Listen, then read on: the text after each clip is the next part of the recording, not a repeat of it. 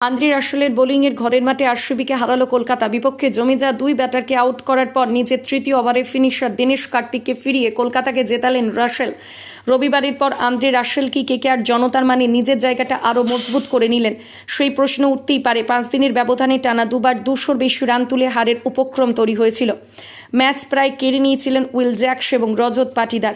নিজের প্রথম ওভারে দুজনকে ফিরিয়ে দিলেন। শেষ দিকে এসে আইপিএলের অন্যতম সেরা ফিনিশার দিনেশ কার্তিককেও ফেরালেন। তবু শেষ ওভারে কোহলিদের জেতানোর দায়িত্ব নিয়ে ফেলেছিলেন মিচেল স্টার্ক। তবু 1 রানে টান ম্যাচে জিতল কলকাতা। কেকেআরের ইনিংসের প্রথম ওভার দেখি বোঝা গিয়েছিলেন এই পিচে বল সহজে ব্যাটে আসবে না।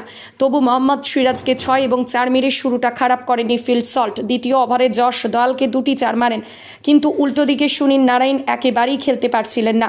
একসময় প্রথম 7 বলে কোনো রান করতে পারেননি। তৃতীয় ওভারে সিরাজ বেশ বেকায়দায় ফেলেন তাকে। পাওয়ার প্লের সুযোগ কাজে লাগাতে পারছিলেন না কেকেআর। চাপ অনেকটাই কাটে চতুর্থ ওভারে। লকি ফার্গুসনকে 4টি 4 এবং 2টি 6 মেরে 28 রান নিয়ে রান রেট অনেকটাই বাড়িয়ে দেন সল্ট। তবে পঞ্চম ওভারের দ্বিতীয় বলেই তাকে তুলে নেন সিরাজ। কিছুক্ষণ পরে ফেরেন নারায়ণও। রান করতে না পেরে অধৈর্য হয়ে যাচ্ছিলেন। বড় শট খেলার প্রচেষ্টায় আউট হন যশ। দয়ালের বল অনেকটাই দূরে থাকলেও শরীর একটুও না এগিয়ে শট মারেন। সোলার বলে বড় শট খেলা সহজ ছিল না। পরিকল্পনা কাজে লাগিয়ে নারায়ণকে ফেরান দয়াল। পাওয়ার প্লের মধ্যে ফিরে যান অঙ্গক্রিশ রঘুবংশীয়। দয়ালের একই ওভারে মিড অনের উপর দিয়ে হালকা শট খেলতে গিয়ে উইকেট দিলেন।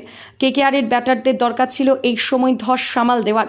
সেটার দিকেই মন দিলেন শ্রেয়স এবং ভেঙ্কটেশ আয়ার। হাতে উইকেট থাকায় পাওয়ার প্লে শেষ হওয়ার পর অহেতুক তাড়াহুড়ো করলেন না, বল ধরে খেলছিলেন।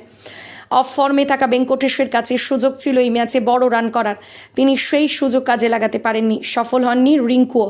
স্পিনারদের নিয়ে আসার পর এমনিতেই কেকেআর ব্যাটারদের বড় শট খেলা কঠিন হয়ে যাচ্ছিল।